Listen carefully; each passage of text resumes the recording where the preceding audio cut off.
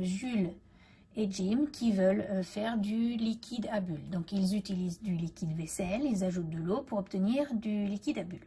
Donc la question c'est est-ce que ces deux produits sont fabriqués dans les mêmes proportions en sixième. On aurait pris pour Jules 75 pour le liquide vaisselle et 105 pour le liquide à bulles.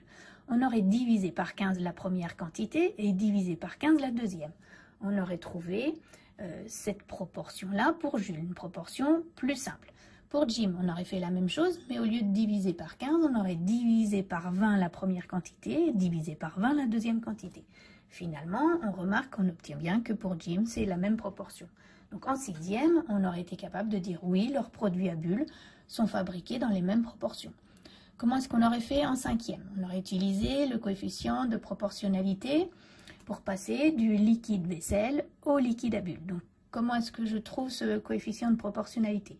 Donc, 75 multiplié par K, ce nombre-là, doit être égal à 105. Donc, finalement, ce nombre, c'est 105 sur 75. Si je prends cette fraction et que je la simplifie avec propriété fondamentale, j'obtiens 7 cinquièmes. La même chose pour Jim. Je cherche un nombre K'. A priori, je ne sais pas si ça va être le même ou pas. Donc 100 multiplié par K' qui doit me donner 140. Ce nombre K', eh bien finalement, c'est 140 centièmes. 140 centièmes, si je simplifie cette fraction avec la propriété fondamentale de cinquième, j'obtiens 7 cinquièmes.